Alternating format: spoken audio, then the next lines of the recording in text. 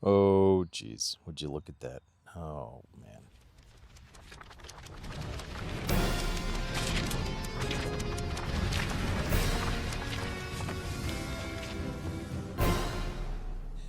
All right, so we're gonna have to get into it because I didn't take a lot of footage of the costume removal and a lot of the damage that was done.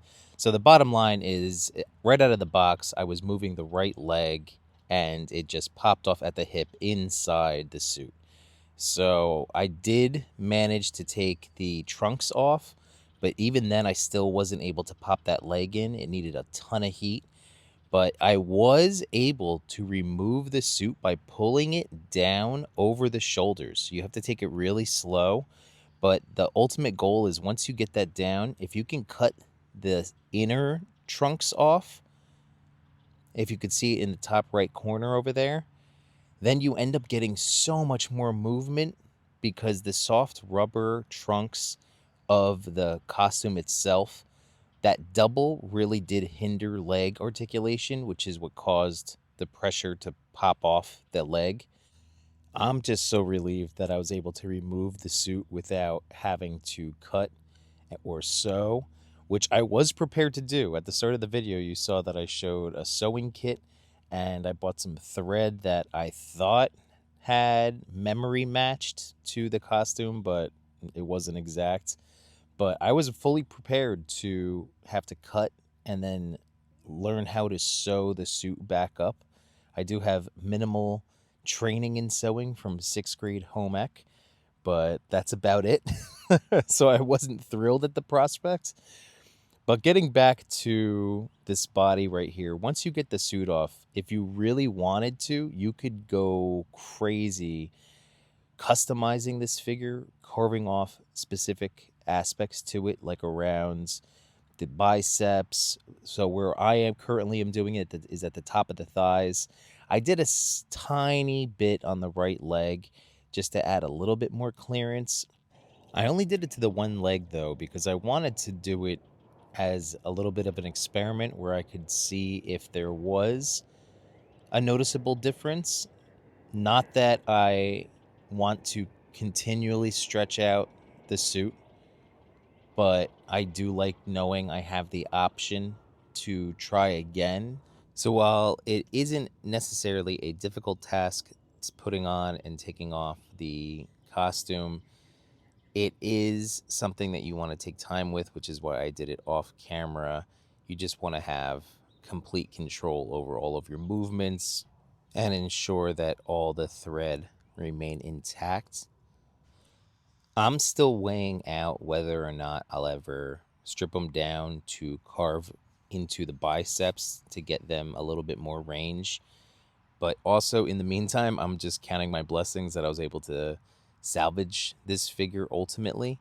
And by the way, that right hip, my goodness, I had to boil the heck out of that right leg in order to pop it on. So there's no way I would have ever been able to do it with the costume on. Now it's time for the trunks, and I did have a much harder time putting them back on than taking them off since the right leg had been dislocated. But I threw the trunks in a bowl of boiling hot water and softened them up real nice and was able to, again, off camera, be able to slide them all the way up. But there's how the body looks with the modification, with the costume fully on, minus the boots. But it's looking really good, really nice, really sharp, and I do like this beefy Superman. It is something to behold, that is for certain. But now check that crunch out. Sorry for my excitement, but that was kind of the whole point of this, is to cut that inner, and forgive the term, diaper off and be able to truly get this Superman moving with some dynamic posing.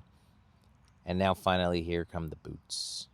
So again, I had to boil them up in order to pop them in. But what was really nice about how this figure is structured is they provide more than enough coverage of the uniform down the leg. You'll be able to see that more now with this other second boot. So again, I boiled it up, dried it all out.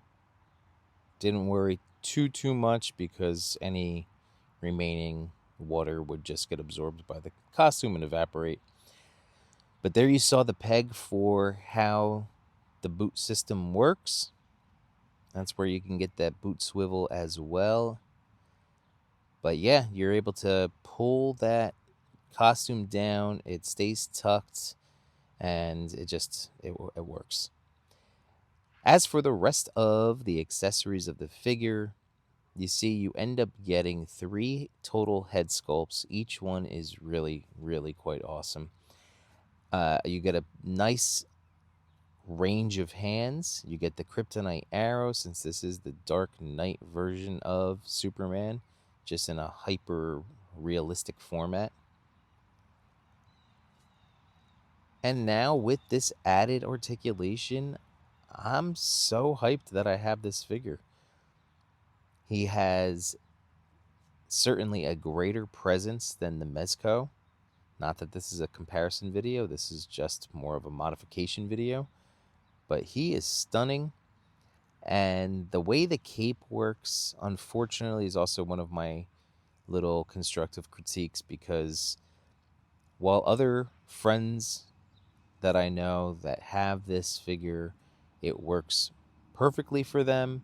For me, I cannot for the life of me get these clips to stay in.